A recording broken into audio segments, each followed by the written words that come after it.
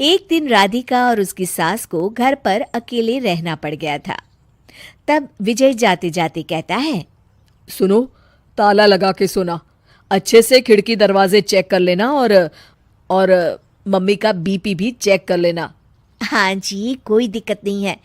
अब आप आराम से जाइए शादी में, मैं मम्मी जी का पूरा ख्याल रखूंगी। और अपना ख्याल भी रखना। हाँ जी हाँ जी, अपना भी रखूंगी। अब जाइए ना आप। थोड़ी देर बाद गांव में जीप पर लगे एक स्पीकर से अनाउंसमेंट होती है। जीप वाला आदमी कहता है, सुनिए सुनिए, गांव में चोरी होने की वारदातें काफी बढ़ गई है, इसलिए सावधानी बरतें। अपनी खिड़की दरवाजे सही से बंद कर लें। अरे राधिका, सुना तुमने? मुझे तो बड़ी घबराहट हो रही है। नहीं मम्मी जी, आप घबराइए मत, मैं हूं ना। मैंने सारे खिड़की दरवाजे बंद कर दिए हैं, और कुछ भी होता है तो पुलिस का नंबर तो है ही मेरे पास। अच्छा, मेरी तो सांसें तेज चल रही है बेटा। एक तो ये विजय भी घर पर नहीं है। मम्मी जी, वो भी जल्दी आ जाएंगे, मेरी अभी फोन पर बात हुई थी। आप बस रिलैक्स रहिए।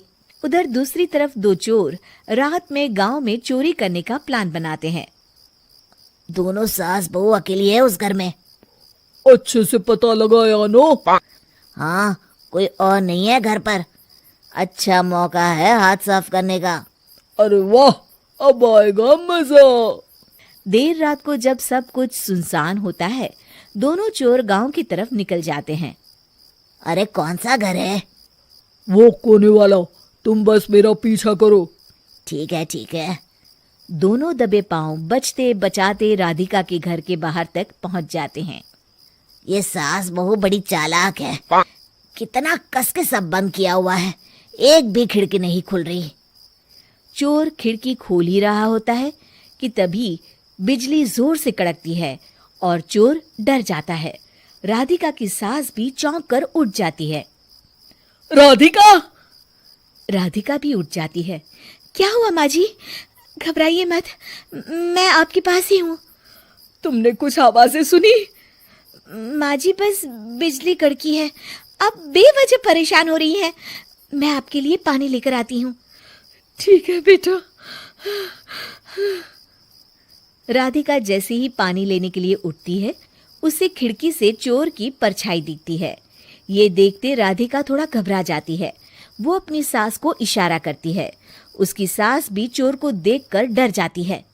शांत हो जाइए मम्मी जी। अरे मगर कैसे बेटा? हे भगवान, विजय को फोन लगा बेटा। माँ जी, इस वक्त अचानक वो पहुंच भी नहीं पाएंगे, मैं कुछ करती हूँ, आप बस शांत रहिए।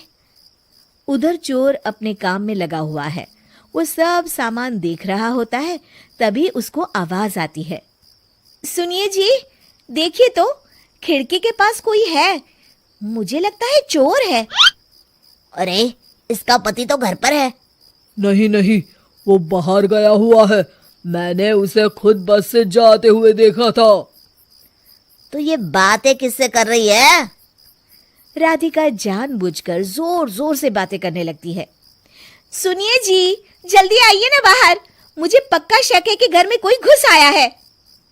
अरे लगता है इसका पति आ गया है, ये दोनों अकेली नहीं है। भोलों की जानकारी तो गलत थी, भागो। चोर घबराकर जल्दी जल्दी बाहर की ओर भागने लगते हैं। तभी एक चोर का पांव फिसल जाता है, मगर वो फिर से जल्दी से खड़ा होकर भागने लगता है। वो गली के कोने तक पहुंचने ही वाला होता है कि पुलिस उसको पीछे से आके पकड़ लेती है। अरे रुको तो, किधर भाग रहे हो दोनों? कब से तुम दोनों की तलाश थी हमको? साहब, छोड़ दो हमको साहब। हमने कुछ नहीं किया। अच्छा, तो इतनी रात को क्या यहाँ जॉगिंग करने आए थे?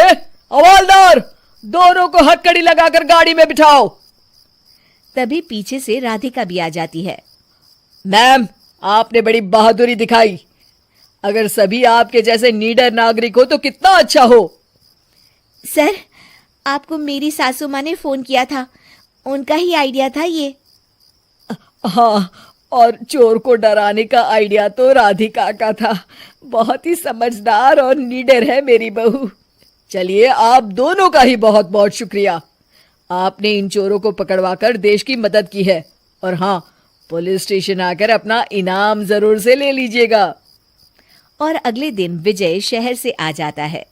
वो अखबार में तस्वीर देखता है जिसमें राधिका और माँ इनाम ले रहे होते हैं। माँ, आपको कोई चोट तो नहीं आई है ना? अरे ना बेटा ना, जब तक राधिका साथ है तकलीफ कैसी। राधिका, तुम ठीक तो हो ना? I am so proud of you Radhika, तुम बहुत ही समझदार हो।